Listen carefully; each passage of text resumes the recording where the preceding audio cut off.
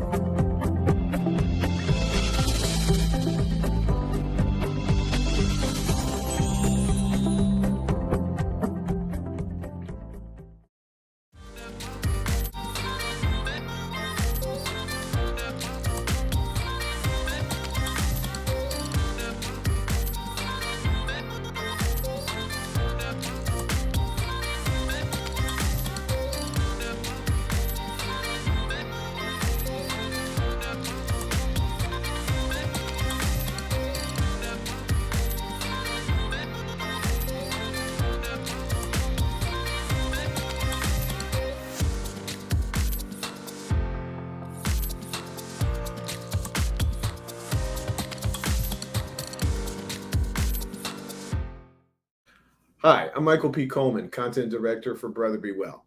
Today, we're discussing the strength based healing techniques that are often employed to address a variety of mental health conditions. My partner for today's conversation, a name and face you're familiar with, Christian Jacobs, marriage and family therapist and Brother Be Well clinical advisor. Christian, what is up? And welcome back to Brother Be Well. Hey, how's it going, Michael? We have a good one today. This is We a good got one. a good one, man. I can't wait till you dig into this one with us. Let me get that first question to you right away, sir. When the topic crossed my desk, I'll admit I didn't think I knew much about it. And I had to literally good old Google, right? I said strength-based healing techniques, mental health. And I realized I'm familiar with some of the tenets and some of the practices, but wasn't familiar with that term. So first of all, I thought maybe you would start us out. We'll cut out a step for some of our viewers and listeners. How would you define strength-based therapy for the Brother Be Well family? Oh man, I would really define, strength based. It kind of what it represents in the title, right? It's using someone like a family or a patient or a client or anyone you work with or a unit, a whole family unit, um, multiple units. You're using their strengths really to reach their goals, whether that's an addiction or like improving depression or teaching someone life skills, basic life skills. I believe that everyone, has, think about it, it really starts from this morality of beliefs, right? And I believe that everyone has a deep down inside, it's in that extra reservoir, right? That past all the doubts and the insecurities and the, lies a level of, strengths and confidence, right? And that's where we're trying to get to.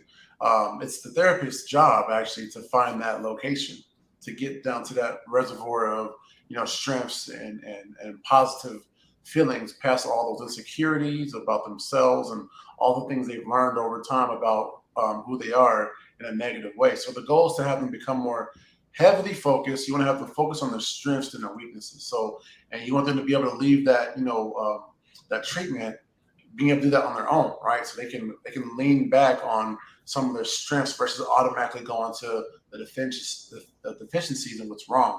So people tend to give up faster when they focus on what's not right or what's not working. So that's really the definition of strength based.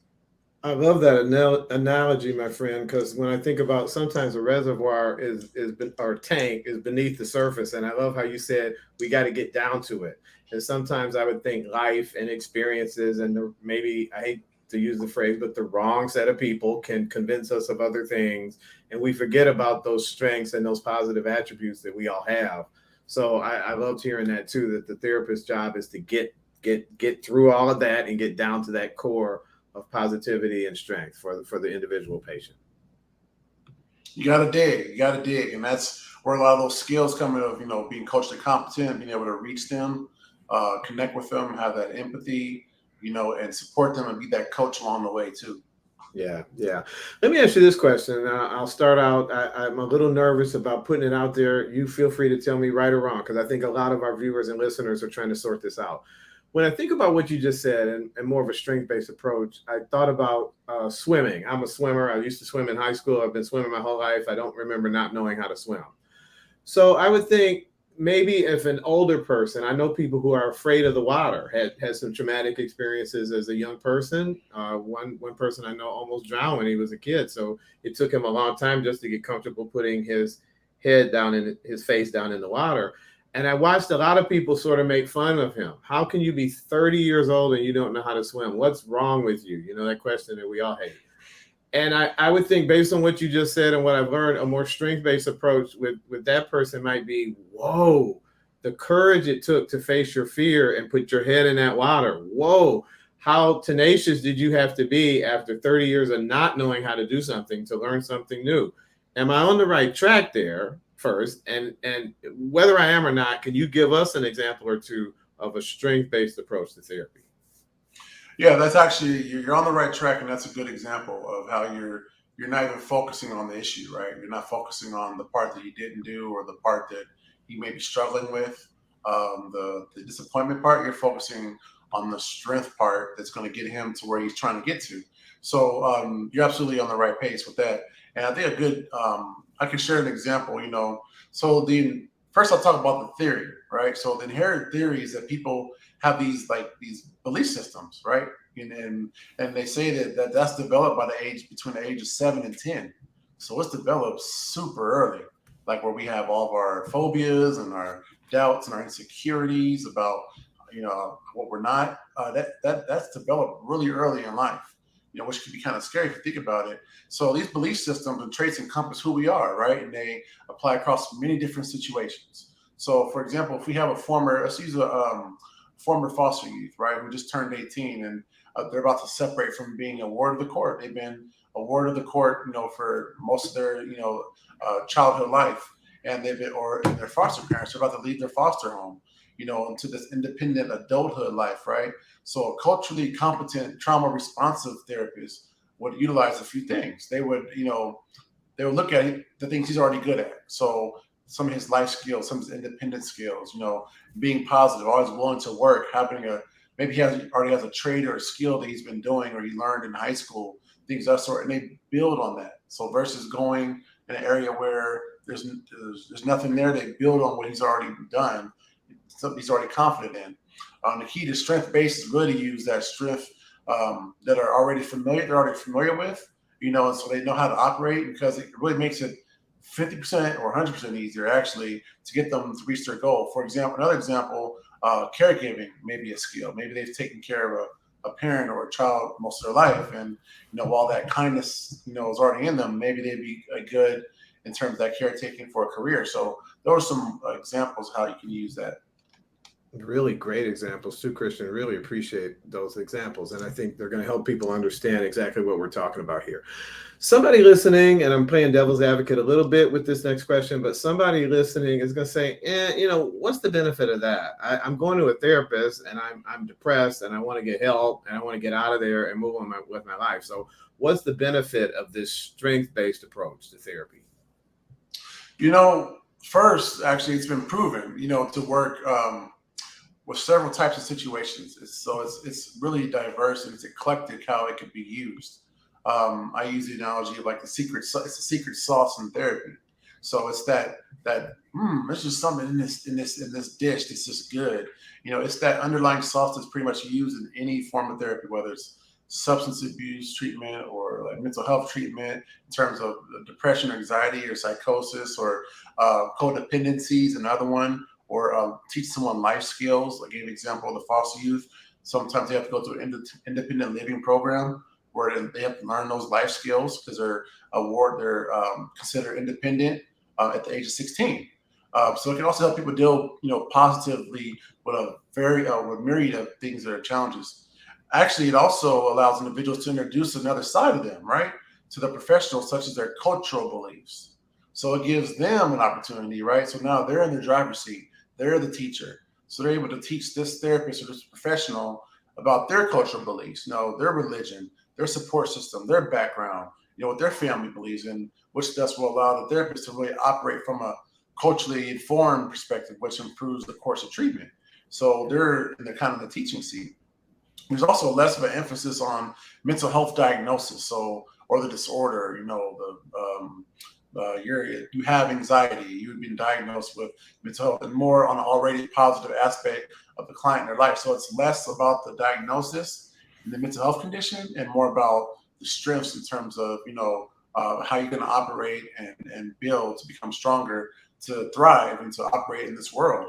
And the most important thing, actually, I should say, it puts an emphasis on the client rather than the therapist as the expert. So that's the most important thing, and they're the driver of this whole process. So they're the one who's really call it client centered. So they're the ones really driving everything in terms of the information. They're the expert, not the therapist.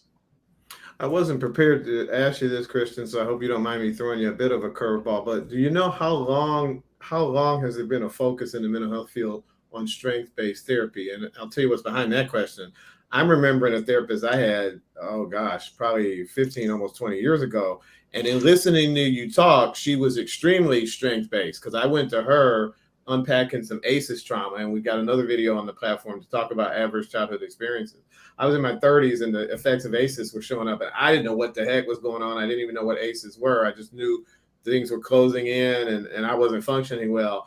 And when I would tell her stories about what was going on, she always found something positive in it. And at first it was a little startling because that tape in my head had been playing for 30 years. There was nothing positive about this story. And she would start out by saying, "Whoa, how old were you, Michael?" I'd say 7 years old. "You were a brave little guy," or "You were a strong little guy," or how in the world?" Some people wouldn't have made it through that. And so right away, it shifted my narrative a little bit in the way I thought about that. So I'm wondering, how long has there been a focus in mental health to be more strength based? Well, actually, here's the thing. So it really didn't catch on really in like being introduced in terms of like as a concept until the late 90s, 2000s. But here's the thing though, Michael, this is probably what you're referring to, is even before that time period, people were still using it. They just didn't have a name to it, right? It Yeah. wasn't an official name, or the research wasn't like empirical where, okay, this is strength-based therapy, but people have been using it for years. Motivational interviewing, um, um, AA programs, things of that sort, Narcotics Anonymous, some of those concepts, a lot of those are strength based. And so I think it's been going on a lot longer than what's officially been on board for. Yeah, that's what I wondered about. I think I'm gonna send her a quick note. I'm still kind of in touch with her and say, "Boy, you were at the beginning of that curve. You had that strength based thing down when we sat down." Tell me a little bit Pioneer. about it. You've talked about you've touched on a few of these, Christian, but can you talk about which conditions are most successfully treated using a strength based approach, or when is strength based therapy most effectively used? Here's the thing. So, for off the top of my head, I'm thinking just dealing with depression, anxiety, schizophrenia, schizoaffective disorder, so any situation with psychosis, things of that sort, emotional difficulties, stemming from like past abuse or toxic relationships. Self-esteem is really big with self-esteem issues, or like codependency. Some people are codependent. A lot of spouses who are married or connected to someone who has a substance issue, usually they become codependent in a lot of ways. So it's really helpful in that situation. And teaching life skills, independent living skills for youth and adolescents, especially children, because dealing with the children, self-esteem, or they may have been sexually abused in the past, and then they need to be kind of rebuilt up again. It's really helpful in those situations too. But I want to say this though. Here's the thing: is that it's important to note that strength-based therapy isn't designed to like treat symptoms or mental illness such as like psychotic features of schizophrenia. It's not meant to say this is going to help reduce. This is the only intervention that's going to help reduce having hallucinations or audio or visual. Instead, it puts an emphasis on really identifying and using strengths that are used, included, as a part of therapy and other treatment methods. So people have a chance to tell their story and discover like new perspectives on themselves and positive qualities, which at the end of the game will build their self-esteem, right, and their self-worth, and help them to really see, it maybe make them more aware. So okay, I can see now when I hear those voices more often. Before I wasn't aware, I wasn't able to see or hear when those voices would come. They just hit me out of nowhere. Now I'm able to see the trigger. So that's how it helps you in certain ways versus just tackling the schizophrenia altogether. You know, I love conversations like this, Christian, where you're reading my mind. So you got into a little bit about what I was going to ask you. You got into some of the nuts and bolts of how it works. So in terms of how strength-based therapy really works, you really are kind of, and correct me if I get the language wrong, but you're sort of rewiring the way a consumer thinks about themselves. It's really a strong tie to self-esteem, independent of whatever the mental health condition is. So you're starting with a foundation of their strengths and then using that foundation to heal them and to kind of, I almost said deliver. That's more of a religious reference, but you know what I mean? You're helping to heal them from whatever baggage they've got and relieve them of that. Is that accurate? Man, that's a good way. You just summed it up better than I did. Wow. Well, you did such a great job of teaching me. So as you were talking, I was thinking independent, because we've all got, right. I had an uncle who used to say, we've all got a story to tell. Everybody's got a issue or a problem, or, you know, you had a bad day. I was talking to a bunch of youth here on the platform that are in a summer institute of ours, and let them know, you know, we all run into something, right? Some of us, you know, we're not all schizophrenic, but we all have life experiences and traumas, especially men of color. We're assaulted by images and messages, and we're all going to have something to deal with at some point. But if you can focus from the beginning on the strengths, your strengths in that, it seems to me that you can get at any one of a number of those problems. And then thank you, sir, for helping me understand it just in your last question. Is that accurate? Yeah, most definitely. I totally agree with that.